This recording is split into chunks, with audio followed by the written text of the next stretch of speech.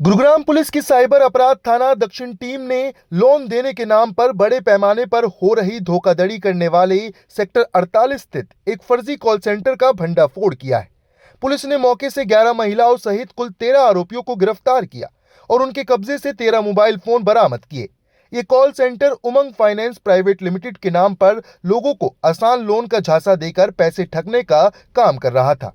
दरअसल बीती 9 तारीख को पुलिस को सूचना मिली कि space IT park tower B3 में फर्जी तरीके से संचालित कॉल सेंटर के माध्यम से साइबर ठगी की जा रही है। सूचना के आधार पर पुलिस टीम ने छापेमारी की।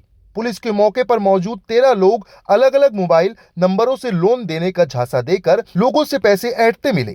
वहीं गिरफ्तार किए गए आरोपियों में 11 महिलाएं और 2 पुरुष शामिल हैं।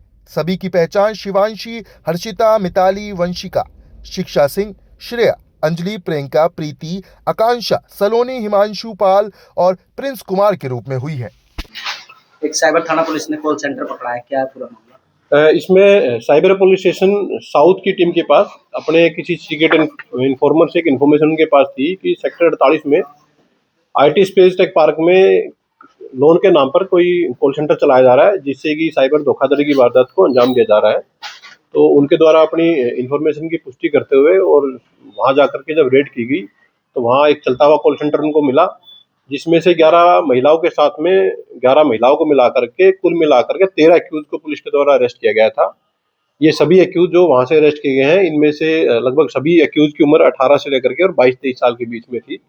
सिर्फ एक आरोपी प्रिंस था जिसकी उम्र 31 साल है।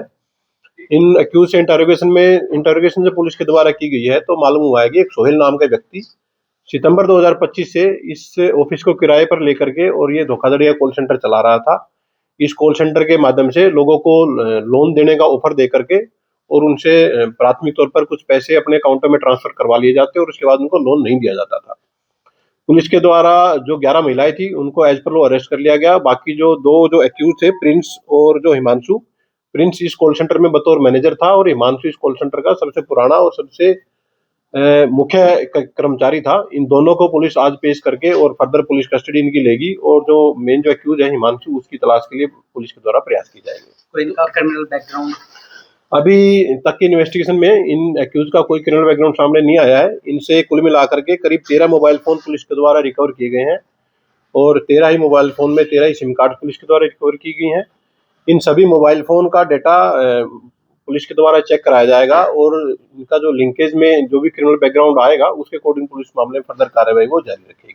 तो अब तक कितने की धोखाधड़ी इन्होंने लोगों से की? ये अभी इनकी बैंक स्टेटमेंट्स पुलिस के द्वारा कंसर्न बैंक से कांटेक्ट किया गया है। बैंक अकाउंट स्टेटमेंट्स इनकी पुलिस के द्वारा ली जा रही हैं।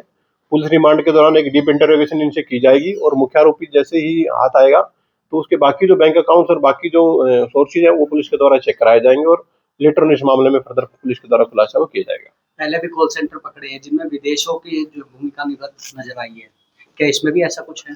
देखिए, इस मामले में अभी तक ऐसी कोई भी चीज सामने नहीं आई है कि ये लोग विदेश से किसी तरह की चीटिंग कर रहे हो या कोई ऑपरेटिंग वहां से इनकी चल रही हो। ये लोग यहीं भारतीय सिटीजन्स को ही लोन के नाम पर चीट करते थे और उनसे प्राथमिक तौर पर 18 से 20 हजार रुपये ये लोन के अगेंस्ट में वसूलते थे।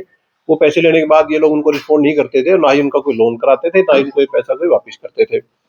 प्राथमिक जो इन्वेस्टिगेशन में है उसमें सामने आया कि सोहेल नाम का व्यक्ति, उसने करीब 45 हजार रुपये में ऑफिस किराए पे लिया था और ये जो जितने भी लोग वहाँ इसने नौकरी पे रखे थे इनको 15 से 20 हजार रुपये सैलरी के साथ साथ जो पैसा ये चीट करके कस्टमर से लेते थे उस पैसे में से कुछ कमीशन इनको दिया जाता था और इस तरीके से ये पूरा धोखाधड़ी का खेल है जो चल रहा था। पुलिस के द्वारा मामले का भांडाफोड़ है वो किया गया।